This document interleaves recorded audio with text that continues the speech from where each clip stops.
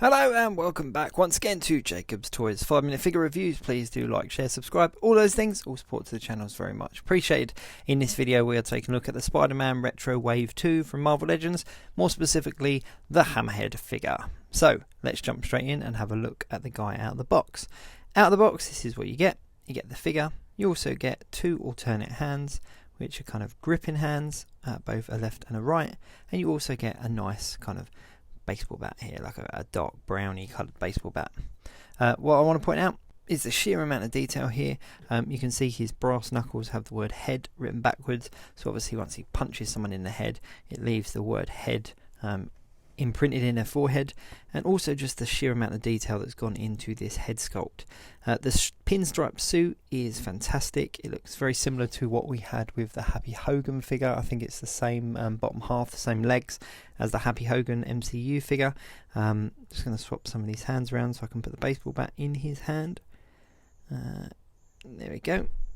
And it's the same bat that we've seen with other figures, such as the Punisher Riders figure. I just think this figure is very cool. I mean, I'm not going to go into too much detail about who Hammerhead is, but he's obviously one of Spider-Man's foes, and we've not had him as a figure before, or if we did, it was a very, very long time ago, but I've definitely not got one in my collection. Well, actually, take that back. There was a Chameleon figure that came out that came with a handful of alternate heads, so that you could pose as different people, one of them being John Jonah Jameson, and the other being Hammerhead. This is that head on just a standard suited body. Now, he worked as a Hammerhead figure and I was quite happy to have it in my collection. The gun is a custom that I got 3D printed and sent to me, but the figure itself worked. I mean, it was what it was. For me, Hammerhead was always supposed to be more of a bulky figure though, and we didn't have a bulky suit up until recently. So the fact that they've redone Hammerhead, or initially done Hammerhead on this bulkier suit, is absolutely stellar from the design team, because that's exactly where he should be. The actual upgrade in the design of the head sculpt as well is second to none. The new Retro Wave one looks like Hammerhead, whereas the other one looks a little bit more like a ventriloquist puppet, if I'm perfectly honest, when you stand them side by side.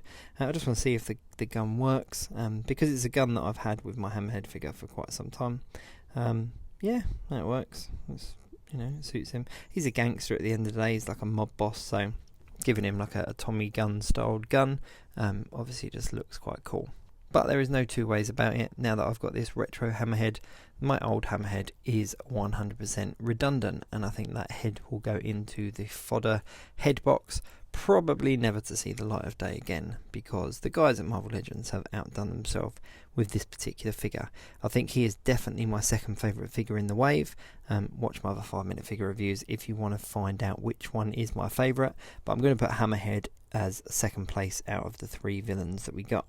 Standing him next to the Retro Spider-Man, he kind of loses a little bit of height, because the Retro Spider-Man is obviously quite tall, but when you stand the Retro Spider-Man next to the Hammerhead that we had before, there is a real mix match of sizes.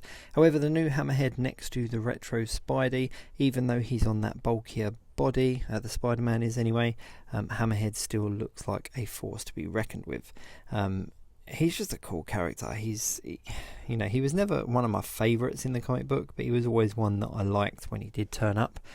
Same as in the sort of cartoons and animated series and stuff. He's one of them ones that he's going to be fun when he comes on the scene. So the fact that guys at Marvel Legends have given him to us and done him in such a spectacular way is a real plus. Now, I can't see any way of getting this jacket off. I can't see any kind of like poppers or any slits, so I think it is kind of just moulded as like one piece. I'm not 100% sure, but I'm not going to pull around too much. There's definitely no way that I can see of getting it off.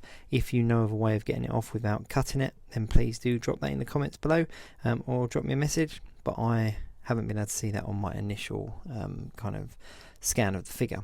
But yeah, this guy is awesome. If you've got a Spider-Man's Rogue Gallery, then Hammerhead's definitely one that deserves to be in there alongside some of the more colourful characters like the Goblins, etc.